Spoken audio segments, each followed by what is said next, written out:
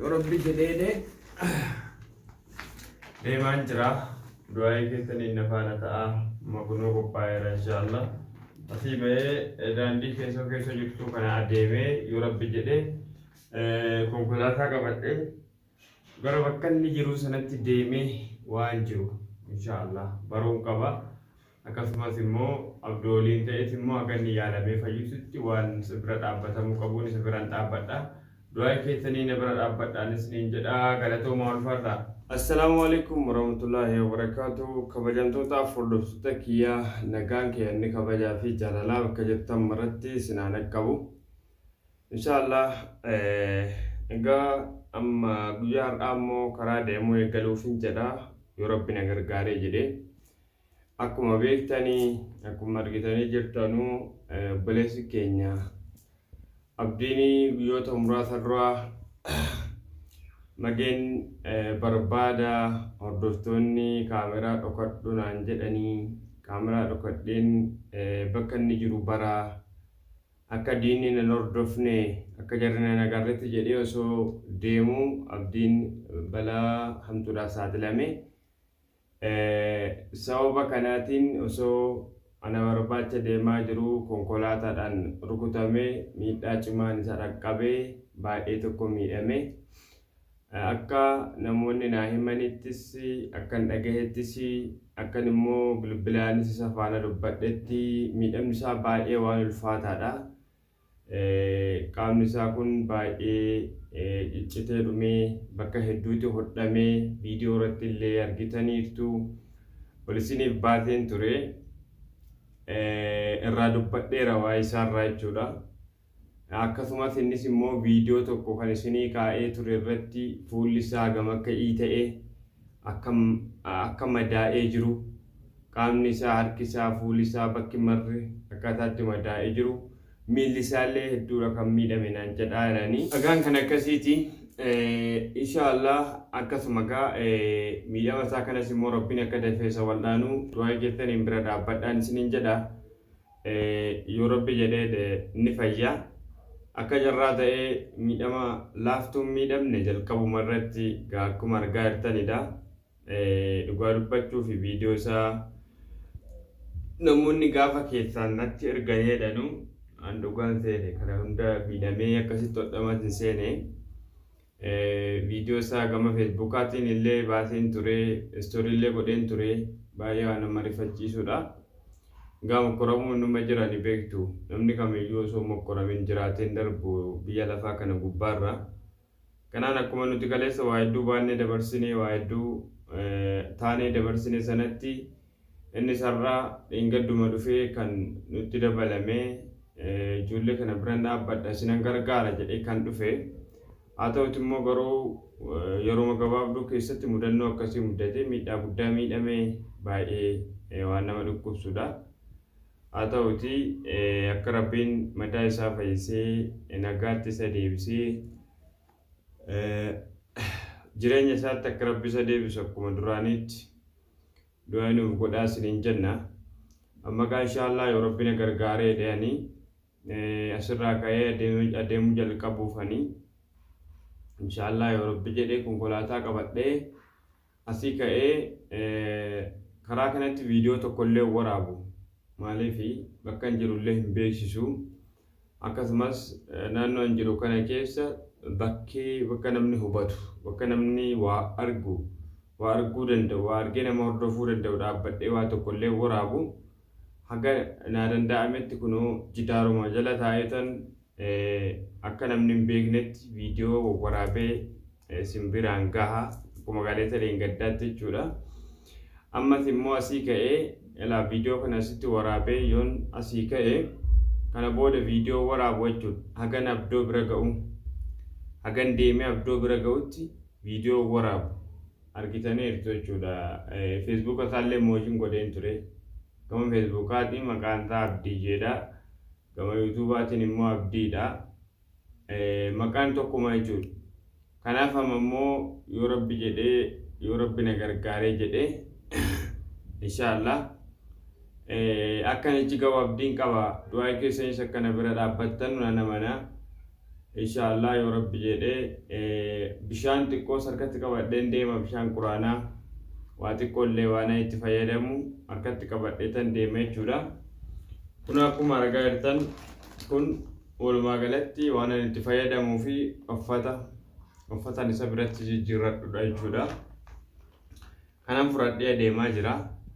Egaan akkuma beekamu bakka inni jiru kanatti deemees an lafan beeku namas hin beeku adeemeedhuma mee yaafadheedhuma mana isaa bira ga'een yoo rabbi jedhe ijoolleen egaa naannonni akka naaf himametti ijoolleen naannoo sana jiran ijoolleen Oromoo hedduudha. Ijoollee Oromoo yoon arge suuraa isaallee agarsiisee akkasuma miidhamuusaa sanallee hubachiisee namoonni ni beeku, namoonni naannoo isaa jiraatan ni beeku jechuudha. Hagam akka inni miidhame ni beeku. Kun waan itti himuu barbaachisu miti. Ijoolleen hedduun akka inni yaalamuuf illee baay'ee tattaaffii godhaa turani akka nafaana dubbataa turanitti. Kanaan inshallah yoo rabbi jedhee amma adeemuuf hin ka'aa jira. Du'aa keessanii nan dagatinaa isiniin jedhaa. Yoo rabbi na gargaaree dhimmoo yeroo gabaabduu keessatti achi ga'ee maalirra kan ga'e isiniifan ibsa. Egaa achi booddee maal immoo akka waliin taanus rabbumatu beeka. Alaa kulli haal akka inni dubbatutti garuu naannoon suni bakki inni jiraatu suni tasgabbii qaba, nagaa qaba naan jedha. Egaa silas gaafuma nuti deemnee sochoonee jennee waa argama, waa dhalata. Achi geenye immoo maal akka taanu hin beeknu rabbi qofatu beeka. Akkasuma ijoolleen keenya Yusuf faan illee Keeriyaa faan illee haala jarree keessa jiran dhugaa hedduun keessan qubanii qabdu. Dhugaa dubbachuuf waan baay'ee ulfaataadha. Rabbiin nagaa isaaniif haa buusu, isaaniifis bakka jarree jiran maratti egaa hireetu walirraa nu bubbutee akkas nu goggodhee jireenya biyya lafaatu akkasitti nu faffacaase. Kaleessa yeroo waliin waa meeqaa ta'aa turre, yeroo wareegama walii kaffalaa turre, yeroo waliin beelofnee dheebonnee qorrinee aduu fi qorra hin jenne halkanii guyyaadhaan jenne yeroo mukaa jirmatti dhakaatti buunee gaara sana keessatti gidiraa yeroo argaa turre jechuudha. Addaan baana jennee yaanne akkasumas immoo yeroo gara manaatti deebinee jennus waan addaan hin baanu nutti fakkaachaa hin turre jechuudha. Maatii tokko taanee waan waliin jiraannee hafnu nutti fakkaachaa ture.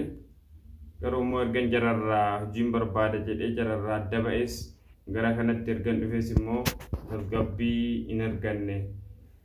Haalli jireenya kootiis baay'ee jeequmsa natti ta'e. Kanaan hojiin ni argama jedhamee asii itti waamamee turellee hojiin sun akka dhaabbatu ta'e. Sababa sodaa Israa'el biyya kana rukuttu wal qabatee hojiin sun akka dhaabbatu ta'e. Warri Arabaa erga hojii kana mana hojii kana cufanii jedhanii asii gara jaraatti deebi'uuf illee na rakkisee jechuudha. Gara Yusufaatti yoo nan deebi'a jedhe sa'aatii dheeraa deemama, konkolaataadhaan deemama. Karaa kanattis wanti nama mudatuun beekamu akkasumas immoo waan baay'eetu jira. Akkasitti yoo rabbi jedhee amma nagaadhaan asii kaasee immoo akka rabbiin abdoo biraan na ga'u du'aa keettan naa gochuun dagatinaa isiniin jedha. Inshaallah amma yoon asii ka'ee jedhee karaa kana yoon hagam turellee yoon isa arguu dadhabee boru isa bira ga'uun kun oolu gaa amma sa'aatii kanaa jalqabee karaa kana deemee yoo rabbi jedhee boru abdoo bira ga'ee maalirra kan ga'e isinitti himuu nan danda'a inshaallah. Bakka inni jirutti deemee barbaadee isa gaafadhee isa wajjin illee haasawee maal takka ta'uu danda'u amma sababanni anaaf jecha isan barbaada jedhee dhokatee otoo deemuu rakkoo akkasii kana erga mudatee jedheeti. Alaa kulli haal nama naaf yaadu ta'uu baatus haga kana sababa kiyyaan maqaa kiyyaan erga miidhamee jedhee anis immoo deemee miidhama isaa ilaaluun qabaa maalirra akka inni ga'e baruun qabaa jechuudha. Inshaallah kanaan du'aa keessan inni biraa nafinaayi isallee akka rabbiin fayyataa guutuutti isa deebisee maatii isaas hundumaa gammachiisu hiriyoota isaa hundumaas akka rabbiin nuuf gammachiisu alas immoo akka rabbiin nagaadhaan achiin nagahee akka yaadetti naaf taasisee isaan wal argisiisu du'aa keessaniin bira dhaabbadhaa gidduu kanatti akka mokkoroon hin argamne gidduu kanatti akka balaan tokkollee hin mudanne rabbiin naaf waradhaan isiniin jedha inshallah qophaa kiyyasas taa'ee gubachaa ooluun faayidaan qabu yoo manitti deemee waan jiru bare gaariidha inshallah amma deemuuf hin jedhaa du'aa keessaniin na cinaa ta'an isiniin jedha kana malee waan ani isinitti himadhuun qabu kabajamtoota hordoftoota kiyya yoo rabbi jedhee deemaan jira du'aa keessaniin na faana ta'a makunoo qophaa'eera inshallah asii ba'ee daandii keessa jirtu kana adeemee yoo rabbi jedhee konkolaataa qabadhee gara bakka inni jiru sanatti deemee waan jiru inshallah baruun qaba akkasumas immoo abdooliin ta'eet immoo akka inni yaalamee fayyisutti waan bira dhaabbatamuu qabuun isa biraan dhaabbadha du'aa keessanii na bira dhaabbadhaanis niin jedhaa galatooma ulfaadha.